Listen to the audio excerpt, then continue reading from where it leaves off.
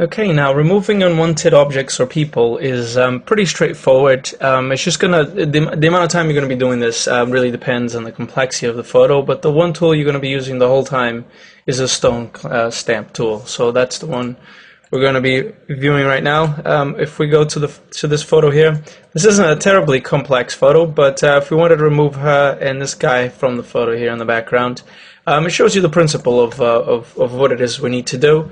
Obviously, the only things to watch out for in this case is that obviously the sea is pretty easy because of the uniformity of the randomness of the waves and so forth, but still there's a distinct difference between what's happening here to what's happening here to the splashes here. So it's not like you can just clone from anywhere.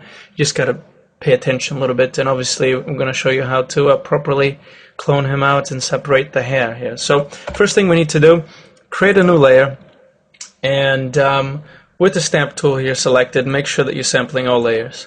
I like doing this because what we're going to be doing is we're going to be cloning bits here and adding them here, but where we're adding it to is not adding it to the photo itself, but we're adding it to this layer here. If we make any mistakes, it's just a matter of just deleting this layer or parts of the layer, and our original photo stays intact. So that's the way I like to work. And the first thing we need to do is just clone him out. The easiest bits first, usually, and all you need to do to make it seem realistic is just to do multiple sample places. Don't just sample from one area and stick to it.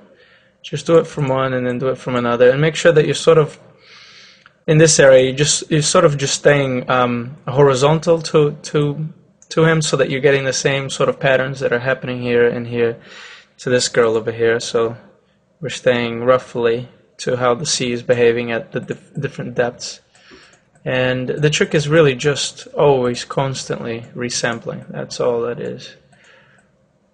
The best outlook, the best results are going to be from resampling constantly. Make sure to get all your edges and remove all that reflection there. Okay, that's pretty good. The hardest part here, really, of all of this is just separating the hair. And this is how we're going to do it. First of all, we need to select her hair. I like using the quick selection tool here. It doesn't have to be terribly precise at the moment, so we just want a general thing. And I think we're getting a bit too general here, actually. But in any case, we just want to make sure that we just want to block out her and leave out essentially just him here. So we just need to zoom in a little bit. We want to go to Quick Mask tool, double click here, make sure you're on selected areas, and so making sure that we're just blocking out just her hair and a bit of her arm here. So with the white selected, make sure you've got 100% opacity. Just make sure you're just masking her hair and so forth. If there are any strands and so forth, then just it's better to just take them out, actually. There we are. Sometimes it's easier to see by just unblocking the area and then just going back in here and blocking it yourself again, so you can see exactly where the hair ends.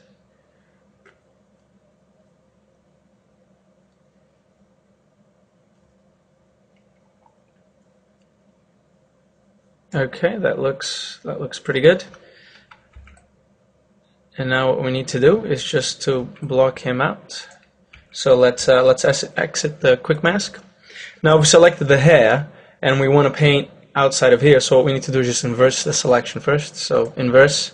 Now we're painting everything but here, right? So if you're not understanding, you'll understand right now, because what we're doing is just cloning. And see how that works? We're just cloning inside of here and not inside of her hair. So again, just constantly resampling.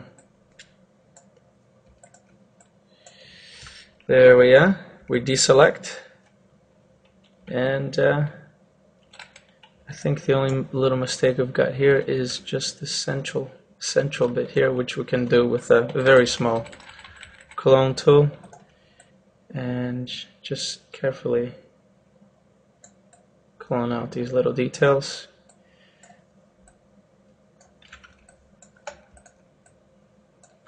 And then if you don't want the hair to have such a harsh edge as it has here, as opposed to here, just use an opacity of 30%, for example, and then just go over the edges just a bit, clicking, and you'll start seeing that it starts fading away a little bit, and you don't get the harsh edges. So that's for optimum quality. That's my tip for you right there. Okay. Seems like we've successfully removed everyone else from the photo. Let's have a look. Alright, we only have one problem. Actually, right here, I just noticed. Look at that. And this is the advantage of